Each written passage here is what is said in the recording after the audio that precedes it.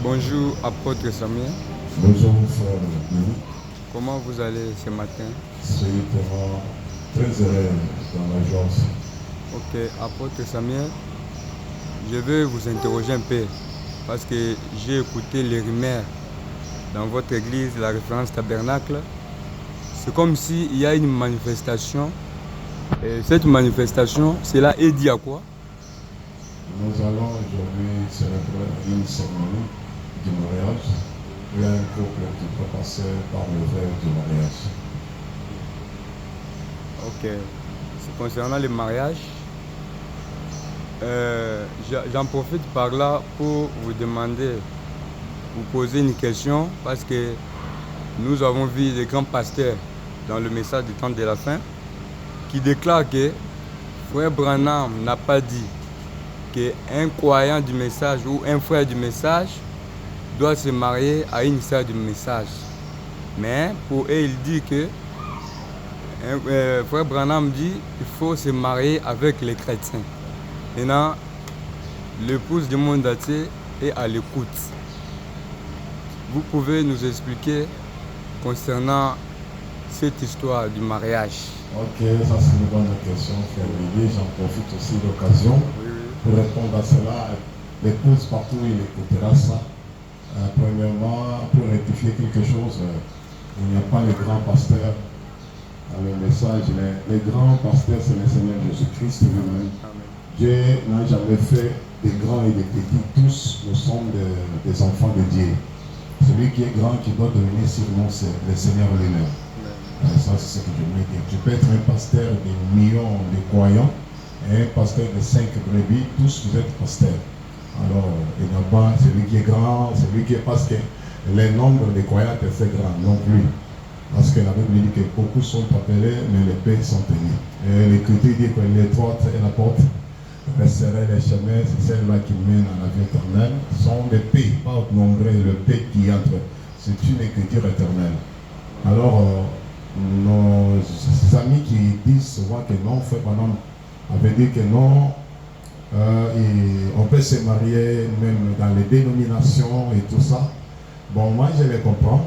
Je les comprends parce que c'est un problème de la révélation. Frère Branham a prêché sincèrement, la semence ne mérite pas avec la balle. La vie qui était dans la balle n'est pas dans la balle. Toutes les églises que vous voyez, quoi qu'il en soit, leur nom, c'est la balle qui détenait la semence. Alors la semence a déjà quitté. La vie a quitté la balle et la vie est devenue dans les semences. Et quand on parle des semences, on voit les élis prédestinés à quoi? La promesse de leur saison.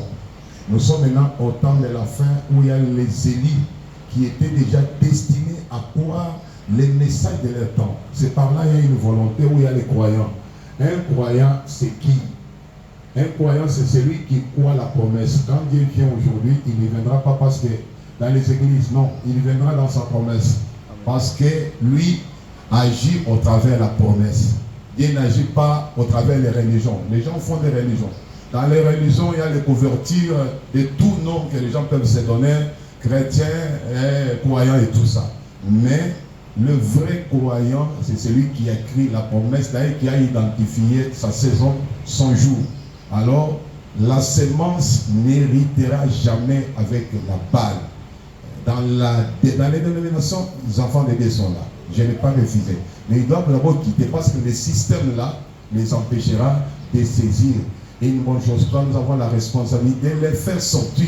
S'il s'agit des problèmes de mariage, le mariage aujourd'hui, comme nous le faisons chez nous aujourd'hui, c'est dans le message du temps de la fin. Je n'ai pas la honte de le dire. Comment un frère peut quitter les messages pour aller dans une dénomination faire un choix?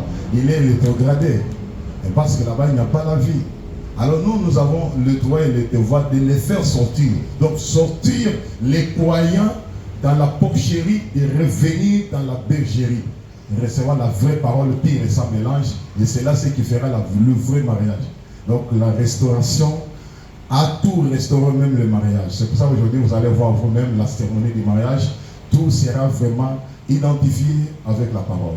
Dans les dénominations, moi je décourage les élus partout où vous êtes dans le monde entier. Ne faites pas les choix dans les dénominations. C'est la tribulation. C'est le réveil passé, il n'y a pas la vie. La vie est dans la parole. Et la parole, quand nous parlons la parole, nous voyons Dieu fait chair. Et quand le peuple reçoit Dieu fait chair, c'est là où il y a l'expiation et le pardon et la volonté parfaite. Alors, les dénominations n'ont pas cru Dieu dans la chair humaine, mais l'épouse ou croyant, quand je parle des croyants, c'est celui qui croit Dieu dans la chair humaine.